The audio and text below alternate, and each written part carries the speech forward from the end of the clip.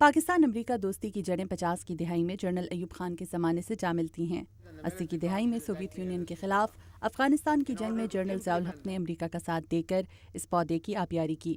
پھر 2001 آیا اور جنرل مشرف نے افغانستان میں امریکہ کے اعلان جنگ پر امریکہ کا اتحادی بننے کا فیصلہ کیا، مگر پاکستان میں امریکہ کے سابق سفیر بل مائلم کے مطابق دونوں ممالک میں دوستی کی بجائے مفادات کو زیادہ اہمیت حاصل رہی۔ I think Pakistan-American relations have always been somewhat rocky. میرے نزدیک پاکستان اور امریکہ کے تعلقات ہمیشہ مشکلات کا شکار رہے۔ دونوں ممالک کے درمیان تعلقات میں مطابقت بھی رہی جب یوں محسوس ہوا کہ ہمارے مفادات ایک ہیں، لیکن در حقیقت ہمارے مفادات کبھی ایک نہیں رہے، لہٰذا ان تعلقات میں بہرکیف تناؤ کی کیفیت ہمیشہ موجود رہی۔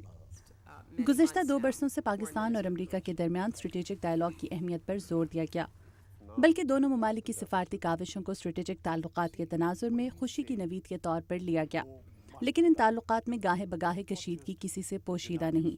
امریکہ کی جانب سے گزشتہ 2-3 برسوں سے پاکستان کے علاقوں پر ڈرون حملوں کو پاکستانی عوام قومی حمیت پر ایک سوال کی صورت دیکھتی ہے، جبکہ پاکستان میں CIA کے کانٹریکٹر ریمنڈ ڈیوس کی رہائی نے بلا شبہ پاکستانی عوام میں امریکی مخالف جذبات ابھارے۔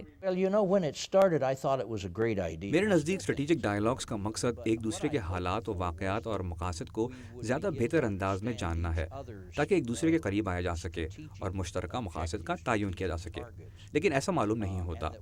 ریمنڈ ڈیوس کیس اس بات کا ثبوت ہے کہ ہم ایسا کرنے میں ناکام رہے ہیں۔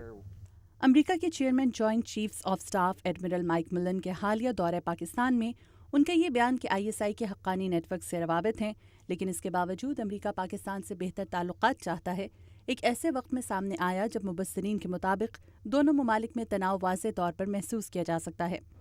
واشنگٹن کے تھنک ٹینک اٹلانٹک کونسل کے جنوبی ایشیائی امور کے ڈائریکٹر شجاع نواز اس بیان کو پرانے حربے سے تعبیر کرتے ہیں۔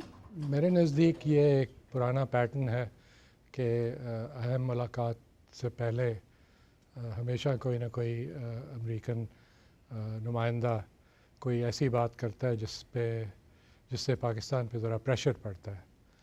تو یہ پرانے جس طرح دوست آپس میں شطرنج کی کھیل کھیلتے ہیں، کوئی کسی کی مووز انہیں پتہ ہوتی ہیں کہ کیا چال ہوگی، اور وہی ریپیٹ ہو رہا ہے۔ میں سمجھتا ہوں ایک قسم کا شطرنج کا ہی وہ اگر اگزامپل لیں تو چیک میٹ سچویشن، شاہ مات سچویشن بن جاتی ہے۔ مگر شطرنج کی اس بازی پر شاہ کون ہے اور مات کس کا مقدر بن رہی ہے؟ ماہرین کے نزدیک اس حوالے سے کوئی بھی قیاس آرائی غلط ہوگی، کیونکہ دونوں ممالک بظاہر ایک دوسرے کو دوست قرار دیتے ہیں، اور دوستی کی اسی تجدید کے لیے گزشتہ کچھ عرصے میں نہ صرف پاکستان سے ISI کے چیف جنرل شجاع پاشا امریکہ آئے اور انہوں نے CIA کے ڈائریکٹر لیون پنیٹا سے ملاقات کی، بلکہ حال ہی میں پاکستانی سیکریٹری خارجہ سلمان بشیر کی واشنگٹن آمد اور امریکی وزیر خارجہ ہلری کلنٹن سے ملاقات بھی اسی تناظر میں دیکھی گئی۔